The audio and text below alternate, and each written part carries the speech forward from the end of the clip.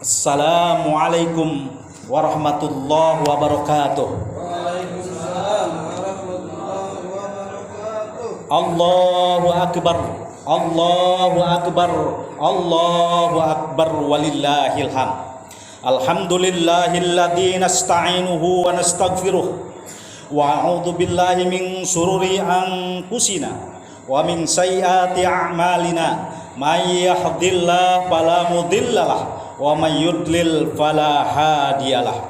Asyhadu an la ilaha illallah wahdahu la syarikalah wa asyhadu anna Muhammadan abduhu wa rasuluh la nabiyya ba'dah. Wassalatu wassalamu ala rasulillahin nabiyil karim Muhammadin wa ala alihi wa sahbihi wa tabi'in amma ba'du. Ya ibadallah, usikum wa iyaya bitaqwallah haqqa tuqatih wala tamutunna illa wa antum muslimun. Allahu akbar, Allahu akbar, Allahu akbar. Hadirin jamaah Idul Adha yang dirahmati Allah Subhanahu wa taala, mari kita panjatkan puji syukur kehadirat Allah Subhanahu wa taala. Salawat beserta salam semoga tercurah atas baginda kita Rasulullah Muhammad sallallahu alaihi wasallam beserta keluarga, para sahabat serta pengikut setia. Alhamdulillah, insyaallah termasuk kita di dalamnya. Amin, amin ya rabbal alamin. Allahu akbar, Allahu akbar. Idul Adha merupakan sarana untuk merayakan kembalinya seorang manusia yang berhasil bertemu dengan Tuhannya. Ya, sekali lagi, berhasil bertemu dengan Tuhannya. Kata Id berasal dari bahasa Arab yang artinya kembali. Sedang kata Adha seakar dengan kata duha yang berarti adalah cahaya terang. Terangnya cahaya siang. Sehingga Idul Adha dapat diartikan sebagai proses kembalinya seorang manusia yang pulang ke asalnya, yaitu cahaya Allah yang maha terang benderang, dengan melakukan prosesi wukuf di padang Arafah.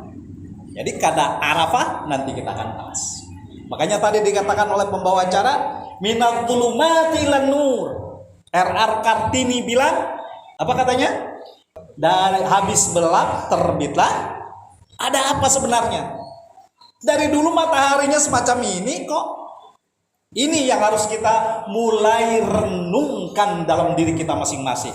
Wukuf artinya berhenti atau menghentikan segala aktivitas jasmani. Jasmani kita didiamkan. Dan indrawi dalam rangka mengenal Arafah, mengenal Allah yang maha padang, yang maha terang. Allahu nur.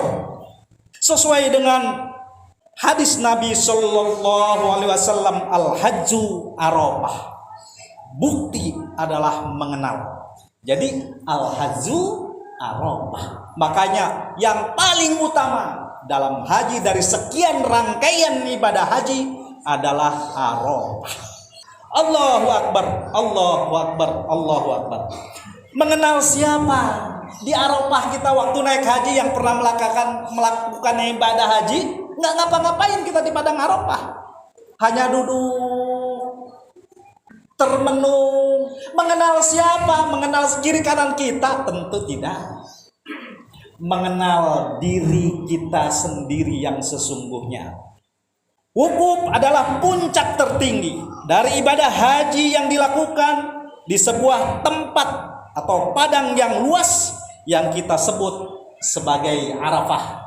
Yang kemarin konon katanya di Arab lebih dulu dalam melakukannya. Kalau kita lihat di media massa di padang Arafah. Apakah wukuf itu? Apakah wukuf itu? Apakah Arafah itu? Mengapa tempat itu menjadi sebuah yang amat penting dalam berhaji? Allahu akbar, Allahu akbar, Allahu akbar. Seperti yang sudah dijelaskan di atas, bahwa wukuf berasal dari kata waqafa, yuwafiku, yang artinya berhenti atau diam sejenak. Karena di Arafah itu tidak lama-lama. Diamkan. Apa tadi yang didiamkan? Jasmani kita diamkan, pikiran kita diamkan. Arafah berasal dari kata arafa, ya'rifu, yang berarti mengetahui, mengenal, dan memahami siapa diri saya sesungguhnya. Di tempat itu, padang Arafah, saat ibadah wukuf dan saat jamaah mewakafkan diri, mereka mengenal dan memahami tentang dirinya, tujuannya, dosa-dosanya, langkah-langkahnya, dan sebagainya. Arafah juga diyakini sebagai tempat pertemuan Adam alaihissalam. Adam sesungguhnya adalah jasmani dan Hawa ruhani lebur dalam zat Allah Subhanahu wa Ta'ala. Karena pada diri kita itu ada semuanya. Adam ada, jasmani ini, betul? Napas ada, dan ruh yang menggerakkan. Maka ketika kita ada orang meninggal, innalillahi wa inna ilaihi rajiun, telah berpulang ke rahmatullah si anu, padahal jasadnya masih ada. Lalu yang pulang apanya? Ini loh yang harus kita gali. Di dalam Al-Quran kata Arafah dipakai saat Ibrahim memahami Arafah bahwa benar mimpi itu datang dari Allah. Begitupun saat Adam dan Hawa mengetahui Arafah tadi, dosa-dosa lalunya, mereka bertaubat kepada Allah. Kita mengenal satu ungkapan, man arafa nafsah faqad arafa rabbah. Siapa yang mengenal dirinya, sungguh dia telah mengenal Tuhannya. Ini sesuatu kata yang menurut saya amat dahsyat, yang penuh perlu renungan yang dalam. Ya, siapa mengenal diri, mengenal Tuhan. Ini luar biasa. Allahu Akbar, Allahu Akbar. Arafah mengenali, memahami adalah sebuah rumah atau padang zona yang amat luas. Apa yang dikenali? Tentunya mengenal af'alnya, mengenal namanya, mengenal sifatnya, juga mengenal zatnya. Itulah gambaran dari hakikat Arafah, termasuk puasa Arafah juga bertujuan untuk memahami. Di Arafah adalah Ibrahim memahami mimpi pertunjukannya. Di Arafah itu Ismail memahami apa yang disampaikan bapaknya. Di Arafah itu Adam dan Hawa bertemu. Allahu Akbar, Allahu Akbar. Di Arafah itulah diri bertemu dengan Tuhannya. Wukuf secara syar'i adalah puncak dari sekian banyaknya rangkaian ibadah haji yang dilakukan. Karena itu Rasulullah Sallallahu Alaihi Wasallam memberikan sinyal tentang penisbatan wukuf kepada ibadah haji itu sendiri. Haji itu adalah wukuf di Arafah. Allahu Akbar, Allahu Akbar, walillahil hamd. Mengapa ia menjadi puncak dari ibadah? Puncak dari ibadah haji sesuai dengan namanya, bahwa wukuf adalah berdiam, berkontemplasi, bertafakur, bermuhasabah, bertadabbur, merenungkan. Maka nanti yang insya Allah nanti melakukan kurban, sebelum kurbannya itu dilakukan, harusnya kita muhasabah diri. Dia yang berkurban terutama ya. Allahu Akbar, Allahu Akbar. Berdiam di sini bertujuan untuk mengenal dan membaca diri. Mengenal diri dalam hal ini mengandung arti bahwa ibadah haji itu bermakna juga mengenal Allah atau ma'rifatullah. Tidak hal yang lebih tinggi dari mengenal Allah Subhanahu wa Ta'ala. Jika ibadah haji adalah salah satu rukun Islam yang paling tinggi derajatnya, maka wukuf menempati derajat yang paling tinggi dari sekian banyak aktivitas kita dalam melakukan ibadah haji. Kalau bertemu kepada rumah Allah, Baitullah, mestinya bertemu dengan tuan pemilik rumah. Maka berapa banyak waktu saya melakukan ibadah haji, kalau saya nggak, teman-teman saya tanya, Pak, Bu, kenapa kok sampai bercucuran air mata? Gimana tidak Pak Khotib? Di Indonesia kita melihat Ka'bah hanya ada di sajadah. Hari ini Ka'bah ada di depan kita. Padahal Allah tidak menyuruh begitu. Dalam Al-Quran ada kata-kata falyabudu rabbahadal bait. Bisa kan ayat itu semuanya? Kita baca aja sama-sama. Falyabudu rabbahadal bait. Sembah Tuhan pemilik rumah. Ingat itu. Sembah Tuhan pemilik rumah, bukan rumahnya. Ini yang harus kita gali. Maka suka dicontohkan oleh saya, kalau saya dipanggil ke sini, datang ke rumah Mas Pur, maka kalau saya hanya keliling-keliling saja di rumah Mas Pur, lalu saya pulang, pasti Mas Pur akan tanya, loh kok nggak ke rumah saya? Enggak Mas, saya ke rumah, saya keliling-keliling kok. Loh kok nggak ketemu saya? Ini yang terjadi kebanyakan. Mungkin ini yang dikatakan oleh Rasulullah. Berapa banyak orang melakukan haji dan umrah, dia hanya seperti berwisata. Allahu Akbar, Allahu Akbar. Idul Adha juga sering disebut dengan nama Idul Kurban. Idul Kurban terdiri dari dua kata Id dan Kurban.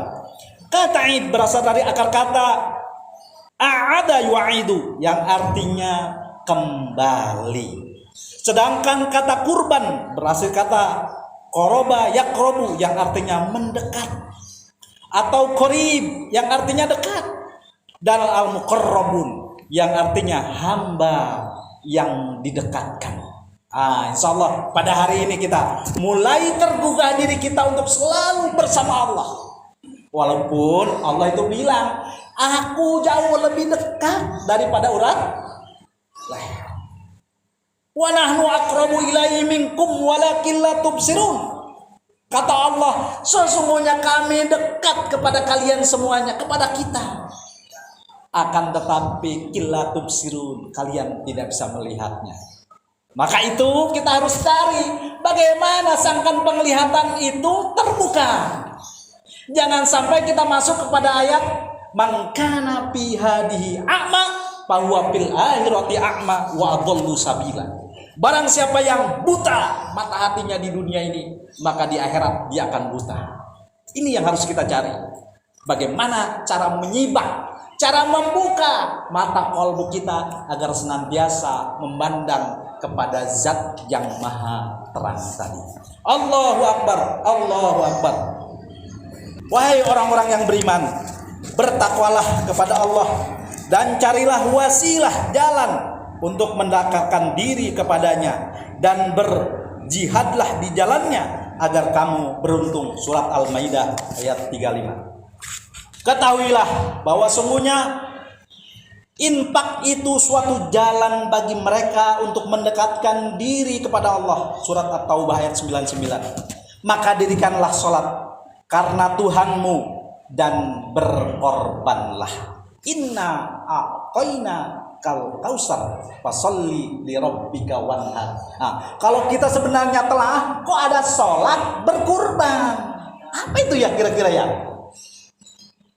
Maka sholat itu artinya nyambung, sambungkan diri kalian.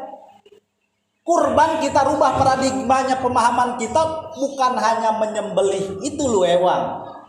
Korban dekat, sambung dan dekat, dia maha dekat bersama kita. Yang selalu kita takbir itu Allahu Akbar, Allah maha besar. Sesungguhnya kalau dia yang maha besar, tentunya tidak ada lagi hijab antara diri kita dengan Allah Subhanahu wa ta'ala. Allahu Akbar, Allahu Akbar.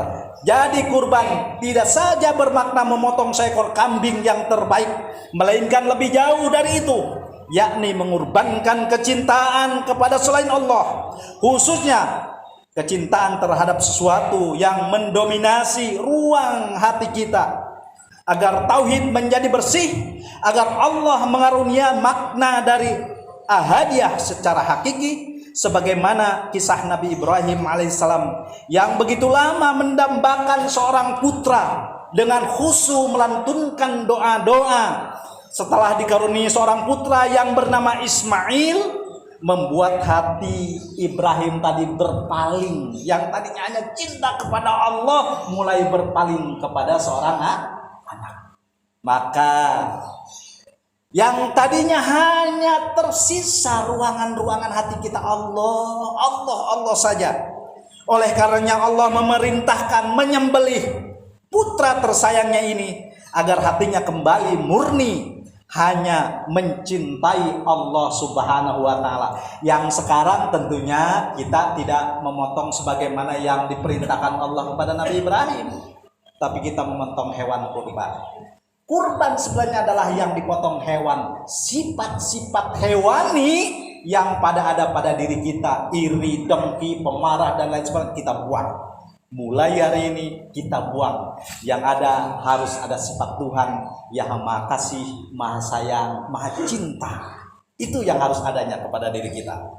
Allahu Akbar, Allahu Akbar.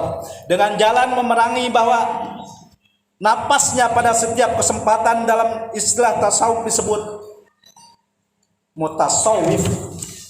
Oleh karenanya tidaklah berlebihan jika hari ini dapat juga dikatakan sebagai hari rayanya para mutasawwifin tadi. Allahu Akbar, Allahu Akbar.